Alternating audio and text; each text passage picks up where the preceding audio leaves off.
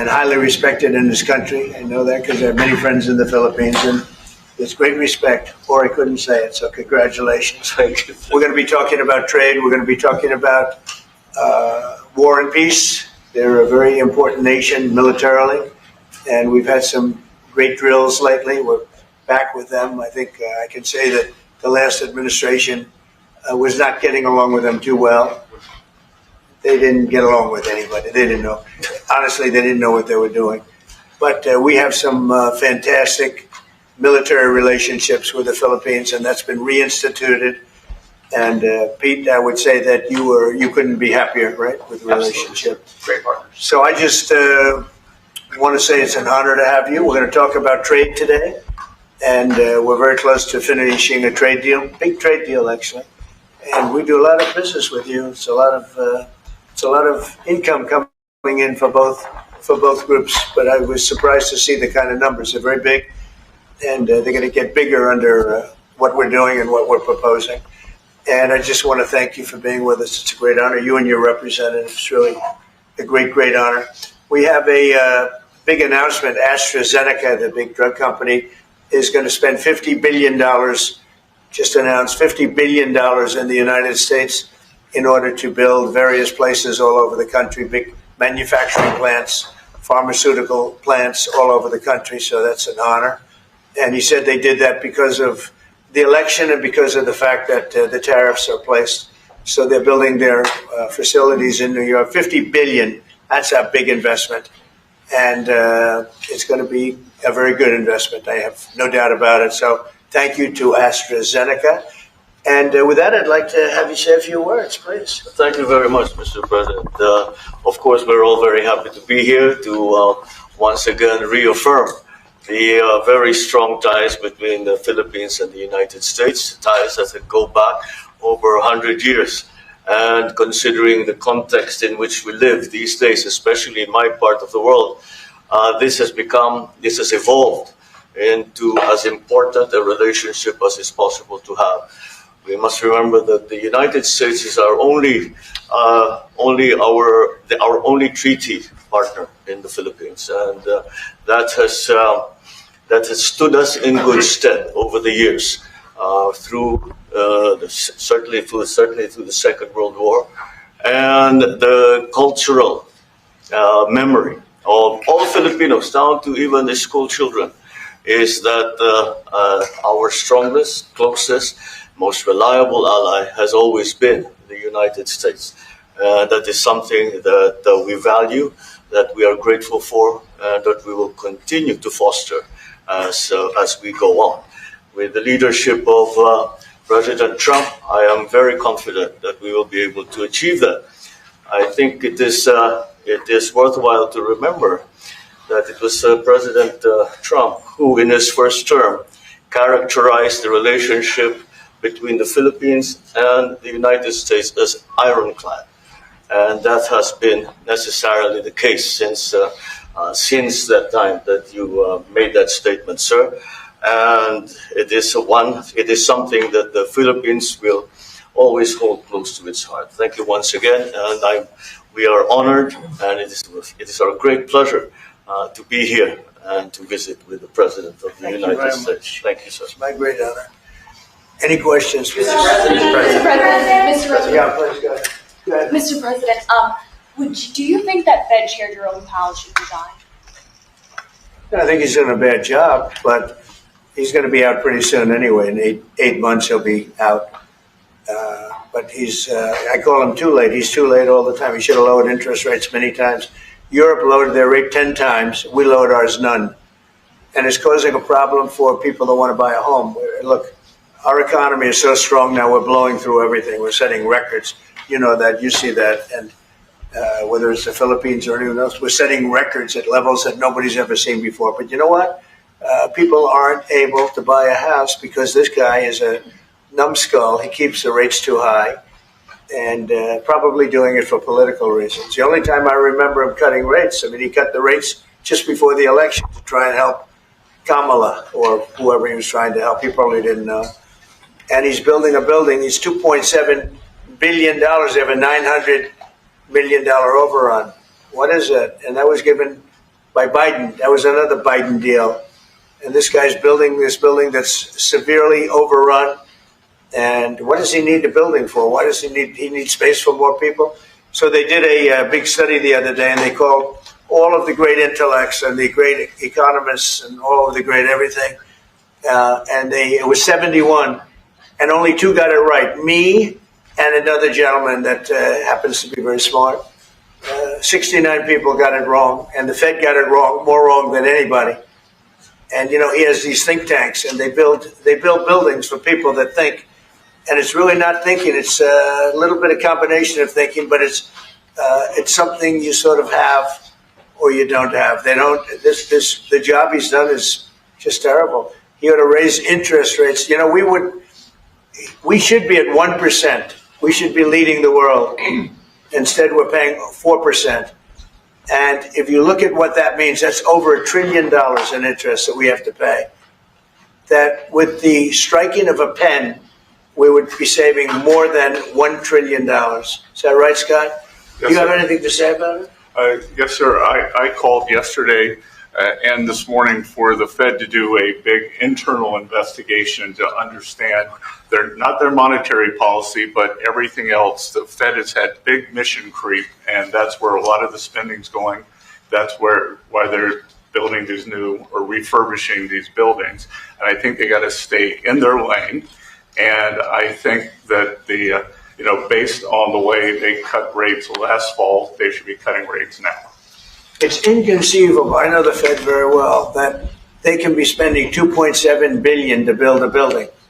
They don't do anything. It's the greatest job. You show up one day, a half a day, you make a little speech. The economy is doing well. The economy is not doing well. We're going to raise interest. And he's got it wrong. That's why I call him too late. TOO, too late. And it's really too bad. But it is affecting people that want to buy houses, and that shouldn't happen. And Mr. President, And he should lower them. Those rates should be 3 points lower. That's what they should be, 3 points lower, maybe more than that. Mr. President, I would like to ask both of you Yes. one question. Mr. President Marcos, next year, Philippines is going to be the rotating chair of ASEAN. I wonder, how do you plan to balance your relationship between the United States and China?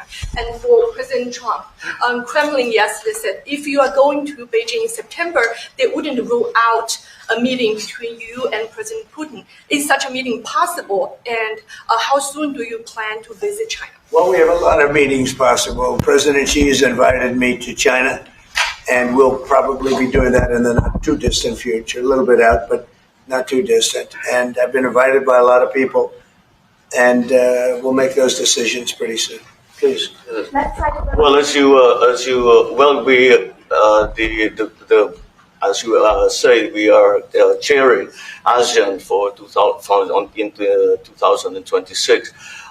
There is no need, in a sense, to balance, as you characterize as, to balance our relationship within the United States and China, simply because our foreign policy is an independent one, and we are essentially concerned with the defense of our territory and the exercise of our sovereign rights. Now, whether we do this not alone, we need to do this with our partners. And again, our strongest partner has always been the United States. But of course, we are trying to form coalitions and multilateral relations so that those like-minded nations who share the same values as we do, who hew to international law, most specifically the UNCLOS, present that position very clearly to anyone who has intentions of unilaterally changing the world order, and that is how we are guided in that. And I don't mind if he gets along with China, because we're getting along with China very well. We have a very good relationship. In fact, the magnets, which is a little complex piece of material, but the magnets are coming out, very well. They're sending them in record numbers.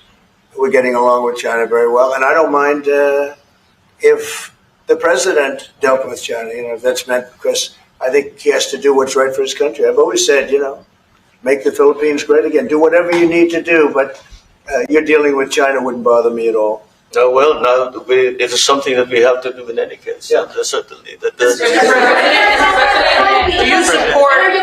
Mr. President, do you support the Justice Department seeking a new interview with Ghislaine Maxwell, and did you urge the Attorney General to seek one? I don't know anything about it. They're going to what? Meet her? Your Deputy Attorney General is reached out to Ghislaine Maxwell's attorney asking for a new interview. Yeah, I don't know about She it, has but that. I think it's something that sounds appropriate to do. Yeah. Do you have any concern that your Deputy Attorney General, who's your former attorney, would be conducting the interview, given your past relationship? He's a very talented person. He's very smart. I didn't know that they were going to do it. I don't really follow that too much. It's sort of a witch hunt, just a continuation of the witch hunt. The witch hunt that you should be talking about is they caught President Obama absolutely cold, Tulsi Gabbard.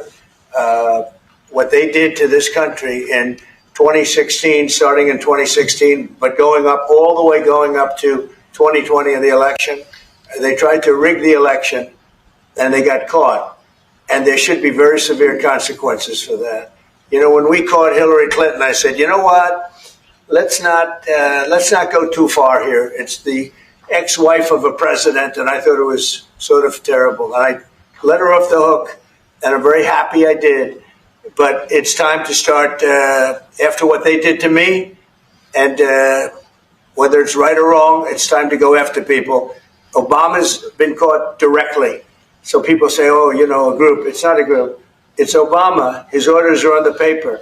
The papers are signed. The papers came right out of their office. They sent everything to be highly classified. Well, the highly classified's been released. And what they did in 2016 and in 2020 is very criminal. It's criminal at the highest level. So that's really the things you should be talking about. I know nothing about the other, but I think it's appropriate that they do go. May I ask you about that, Mr. President?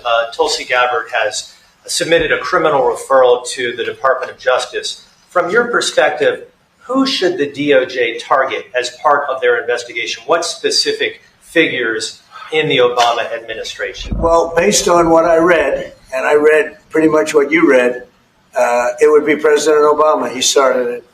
And Biden was there with him, and Comey was there, and Clapper. The whole group was there. Brennan, they were all there in a room. Right here, this was the room. This is much more beautiful than it was then, but that's okay. I have nice pictures up that came out of the vaults. They were in there for 100 years. This is much more beautiful. We have the Declaration of Independence now in the room, which wasn't here. I guess people didn't feel too good about putting it here, but I do. But you know what? If you look at those papers, they have them stone cold, and it was President Obama. It wasn't lots of people all over the place. It was them too. But the leader of the gang was President Obama, Barack Hussein Obama. Have you heard of him? And except for the fact that he gets shielded by the press for his entire life, that's the one they look. He's guilty. It's not a question. You know, I like to say, let's give it time. It's there. He's guilty. This was treason. This was every word you can think of. They tried to steal the election. They tried to obfuscate the election. They did things that nobody's ever even imagined, even in other countries. You've seen some pretty rough countries. This man has seen some pretty rough countries, but you've never seen anything like it. And we have all of the documents. And from what Tulsi told me, she's got thousands of additional documents coming. So President Obama, it was his concept, his idea, but he also got it from crooked Hillary Clinton. Crooked is a $3 bill. Hillary Clinton and her group, the Democrats, spent $12 million to Christopher Steele to write up a report that was a total fake report. Took 2 years to figure that out, but it came out that it was a total fake report. It was made up fiction. And they used that. The one thing they weren't able to do was, and probably the only thing I respect about the press in years is the press refused to write it before the election. They refused to put it in. The Steele report was a disaster. All lies, all fabrication, all admitted, and admitted fraud. She paid $12 million, and the Democrats, for that report to a wise guy named Christopher Steele. He wrote a phony report, and they wanted to get that report in before the election. And I'll tell you what, I talk about all the time, the fake news, how bad it is. But in this case, they wouldn't do it. They saw it, they read it, and they said, we don't believe it. And it was only after, substantially, like a month and a half after the election, that it got printed, and it was a big wisp. It was just like a bang of nothing, because the election had ended. If that report had gotten published by the New York Times or somebody, and I respect the Times for maybe only this, because they're crooked as you can be. They're a terrible paper, a crooked, corrupt paper. But for this one moment, they said, this is bullshit, we can't put this in. And neither could any other paper. Wall Street Journal's a lousy paper, very, very dishonest paper.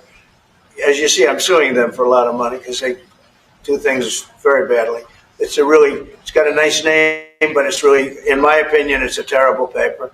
And it can be corrupt. But just so you know, they didn't take the Steele report. It was the dossier. Remember the famous dossier? I called it the fake news dossier. The news wouldn't publish it. And I'm amazed. They had 2.5 months. It was finished. 2.5 months. That was supposed to be what was going to happen. And it got published a couple of months after the election. And frankly, nobody cared too much about it. But that was a big thing. No, we caught Hillary Clinton. We caught Barack Hussein Obama. They're the ones. And then you have many, many people under them. Susan Rice. They're all there. The names are all there. And I guess they figured they're going to put this in classified information and nobody will ever see it again. But it doesn't work that way. And it's the most unbelievable thing I think I've ever read. So you ought to take a look at that and stop talking about nonsense, because this is big stuff. Never has a thing like this happened in the history of our country. And by the way, it morphed into the 2020 race. And the 2020 race was rigged, and it was a rigged election. And because it was rigged, we have millions of people in our country. We had inflation. We solved the inflation problem. But millions and millions of people came into our country because of that. And people that shouldn't have been, people from gangs and from jails and from mental institutions, people that we don't want in our country, people that we're getting out, dangerous people. 11,888 murderers, many of them 50%, more than 50%, murdered more than one person. I hate to say this with such a distinguished guest, but you know, they asked me a question. I got to answer the question. No, Barack Hussein Obama is the ringleader. Hillary Clinton was right there with him, and so was Sleepy Joe Biden, and so were the rest of them. Comey, Clapper, the whole group. And they tried to rig an election, and they got caught. And then they did rig the election in 2020. And then because I knew I won that election by a lot, I did it a third time, and I won in a landslide. Every swing state won the popular vote. But I won that all the same way in 2020. And look at the damage that was caused.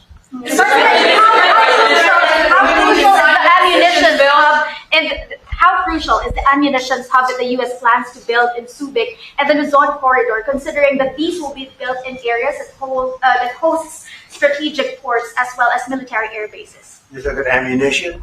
Yes, the U.S. House Congressional Committee on Appropriations approved a budget. What's very important.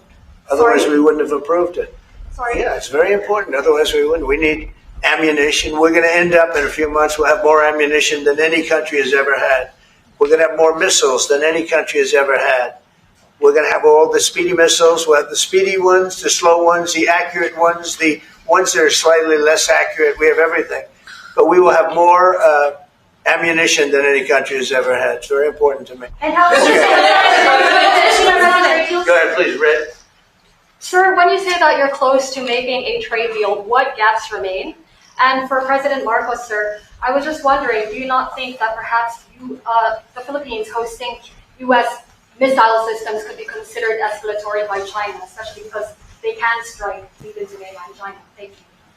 Well, it's an honor to be with this gentleman. You know, I've known him, and I've known his family, actually, but I've known him. And I assume you're from the Philippines? Are you from the Philippines? Yes, sir. That's good. You're very lucky to be from the Philippines. It's a great place. But we're going to have a very good relationship. I mean, I know you had some problems with another president, and it was not your fault. It was the president's fault, and the country was maybe tilting toward China, but we untilted it very, very quickly. But you had a country that was tilting toward China for a period of time, and I just don't think that would have been good for you. You can deal with China, you should deal with China, but when I got elected, everything changed, and they came right back to us. President Trump. Say it again. Yeah, Brian, go ahead. Oh, Mr. President, I just want to piggyback off. Sorry, I have a question to President Marcos. I'll let you Yes, answer yes. first. I'm sorry, what was the question again? It was about whether having U.S. missiles hosted in the Philippines could be considered escalatory by China. All of the what we consider part of the modernization of the Philippine military is really as a response to the circumstances that surround the situation around the South China Sea and now what we used to refer to as Asia Pacific, which we have expanded now to the Indo-Pacific. And if we would certainly, like in any kind of military spending, we would wish that it wasn't necessary, but it is. And so that is what we are doing. And as an adjunct to the question about the ammunition production, this is actually the United States is assisting the Philippines in what we call our Self-Reliance Defense Program, which is to allow us to be self-reliant and to be able to stand our own 2 feet, whatever the circumstances that occur in the future. And the reason that we have encouraged more interaction with the United States is because it is necessary. And it is not just with the United States. It is with all our neighboring countries and even countries as far afield as the Scandinavian countries, the EU. And so this is an ongoing process. And again, I will stress the point that we do this because we feel it is necessary. Don't forget, just as tantamount to what you're asking, the Philippines were loaded up with ISIS and a lot of terrorists, and they were at a very, very dangerous point. And during my administration, we went in and we wiped them out, working with the Philippines, but we wiped them out. But if we didn't go in, I don't know what would have happened. I don't know who would be your president right now. But we spent a lot of time and a lot of talent on going into the Philippines and wiping out terrorists. They had a tremendous problem during my administration. And we cleaned it up, we got them out, and now you really have a good, solid country again. I believe so, yes. How can you Mr.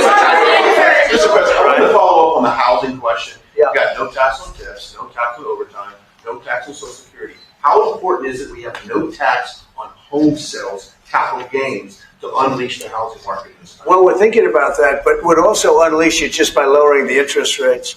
If the Fed would lower the rates, we wouldn't even have to do that. But we are thinking about no tax on capital gains on houses. And I'm very impressed that you asked that question because nobody knew that. Well, how did you find that out? That's very. I wonder why there's somebody very close. There's a leaker. There's a leaker. I've also got a question. I find it a very interesting world that we know more about two people at a Coldplay concert just hours after that viral video than we know of Thomas Crooks 1 year after attempting to assassinate you. What is holding back the investigation on Thomas Crooks? Well, they've reported to me and they've told me things, and they really say they haven't found anything that was abnormal. I would say this: the Secret Service was very brave because they were right there and they jumped on me. They made a mistake. They should have had somebody on that roof, and they should have had communication with the local police, who also, they did a very good job, but they made some mistakes, and we have a whole different group of people now. I don't think anything can happen, but I think we have the best people anywhere in the world right now, and I think they've learned. And they went into him very, in great detail. They gave me the whole thing, and what can I do? They say that it was just a nut job that was looking to do this, and I spoke with the FBI, the new FBI. I spoke to the FBI, who was the old FBI. I wouldn't have believed a thing they said, because the old FBI under Comey was crooked as hell. He was one of the most crooked. Everybody should read the Horowitz Report. Unfortunately, Bill Barr didn't use it. But the Horowitz Report, not appointed by me, it was a report on Comey and the FBI. It is one of the worst shots at a human being I think I've ever seen. In fact, the New York Times did an editorial that was one of the worst editorials I've ever seen about anybody. That was about Comey. You ought to go back and get, and Barr didn't use it because he didn't have the guts to use it or something happened. I don't know. Too bad. He went to Mr. Durham. Instead of doing the Durham, all they had to use is the Horowitz Report. And I always felt badly for Horowitz, frankly, because he's a Democrat, I guess. He was appointed by a Democrat. But that report has gotten lost, and it shouldn't be lost. You should all go back. It should be mandatory reading. Go back and read the Horowitz Report on Comey and his cronies. And you'll see exactly, we're going to add that to all the stuff that we found. It just confirms it. But what we found is even more so. Now, we found absolute, this isn't like evidence, this is like proof, irrefutable proof that Obama was seditious, that Obama was trying to lead a coup, and was with Hillary Clinton, with all these other people, but Obama headed it up. And, you know, I get a kick when I hear everyone talks about people I never even heard of. It was this way. No. It was Obama. He headed it up. And it says so right in the papers. Got everything. This is the biggest scandal in the history of our country. And it really goes on to even the auto pen, because it all relates to the same thing. It all started the same sick minds. You have an auto pen, which is a tremendous, well, we don't have a president. We have an auto pen that signs everything. I'll bet you sign everything. You don't have auto pens. Everybody, who doesn't sign? You're the president of a country. But it's all that whole thing leading right up to the end of it is the auto pen. And the auto pen was used by people, and Biden knew nothing about it. They were signing documents that he knew nothing about. As an example, they released the Unselect Committee of Liability. The Unselect Committee spent 2 years grilling everybody, and then they destroyed all the evidence. You know why? Because the evidence made them guilty. And he gave them all a pardon. The Cheney, all the scum that was on the Unselect Committee, Cryan, Adam Kinzinger, and Democrats. And he gave them a pardon. Do you have something else? I was going to add one more thing on Adam Schiff. Director Pulte reports that Adam Schiff claims he lived in a one-bedroom apartment. Now, how does a family of four, and you're a developer, a very successful developer, how does a family of four live in a one-bedroom apartment? Now, it looks like Adam Schiff really did a bad thing. They have him. Now, let's see what happens. It's not up to me. I stay out of it purposely. But it's mortgage loan fraud. It's a big deal. He defrauded banks and insurance companies and the federal government. But it's very simple. It's mortgage loan fraud. And you're right. It's a lot of people to live in a one-bedroom apartment, right? But he put it down. But he has a lot of other things far worse than that. So, no, Adam Schiff, they have him 100% on mortgage fraud. Now, if there's anybody else in this room except you would have no problem. But anybody else in this room, you'd have a problem. I'd have a problem. Yeah, please. So there was a hearing yesterday in the Harvard case. Would you allow Harvard to get their federal dollars back as a part of any agreement with the administration? No, I'm not giving. Harvard's been given $7 billion. Can you believe it? By the Fed, $7 billion, and we want money to go to all universities, not Harvard. Harvard got more than anybody else. They have $52 billion. They get huge tax incentives and tax breaks on that $52 billion. But they have $52 billion, and they got $7 billion over a short period of time. And we have a very hostile judge appointed by Barack Hussein Obama, a very, very hostile judge who knows exactly right from wrong. But you know, we expect to win it on appeal. She hasn't given a decision yet, but she's very hostile, and she was put by Barack Hussein Obama. And generally speaking, anybody that does that, we're going to have problems with. So we don't expect to have. We won the case yesterday. Anybody that was there, that was a neutral, would say we easily won the case. But a lot of the case, and a big part of it's going to be how much money Harvard gets in the future. That's not part of the case, and they're not going to get very much. Mr. President. Where are we in terms of negotiating about the reciprocal tariff? How far are we? With who? With the Philippines. Yes, sir. How far Are you we from the Philippines? Yes, sir. I'm from the Philippines. How far are we from achieving? Well, it's tough. He's a very tough negotiator. So far, we're not there because he's negotiating too tough. In fact, I used to like him better than I do now. He's too tough. But we'll probably agree to something. But he's strong, a strong negotiator. He loves your country. Mr. President. When are you coming to the No, Philippines, sir? please. You talked a lot about the severe consequences that those who are involved in the Russia hoax must face. In your view, sir, what are the next steps now that these documents are out there? Well, the Justice Department would have to act. And we have a very competent, very good, very loyal to our country person in Pam Bondi, very respected.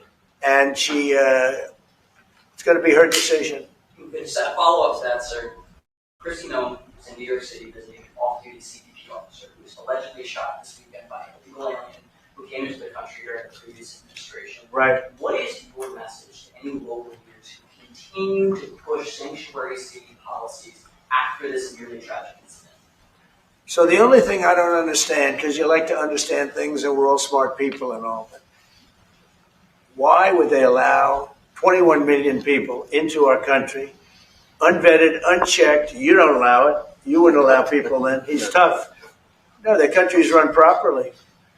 Biden and his group of thugs, and I don't think it was Biden, I think it was the people that surrounded that beautiful Resolute desk right behind you. They allowed 21 million people, probably much more than that, and many of them came from jails and gangs and drug dealers and mental institutions, insane asylums. Many of them are very sick. 21 million, probably 25 million, probably even more than that. And we're getting them out. Many were murderers, as I said. They killed people. Many killed more than one person. Stone cold murders. I don't understand why they would have allowed that. There's only two reasons: the vote.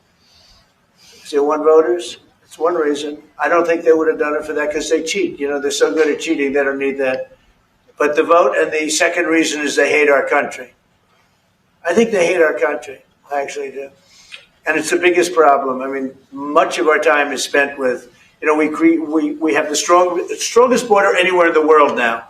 Maybe even stronger than your border, if you can believe it. We have no people came in last month, zero, which is pretty amazing. I'm not even sure I can believe that. But liberals are the ones that do that calculation. So, but we had no people come in. A year ago, we had hundreds of thousands of people come in. Hundreds of thousands of people. And they flowed in. And if it wasn't for the election, it would have been millions of people came in last year. So millions of people prior to election time, they allowed millions and millions of people to come into our, I mean, you saw it. They'd open the gates. If you took an Alabama LSU football game that holds 128,000 people, I was there, 128,000 people, and I liked them and they liked me. But if you took that and doubled it, that's what used to flow into our country on a daily basis.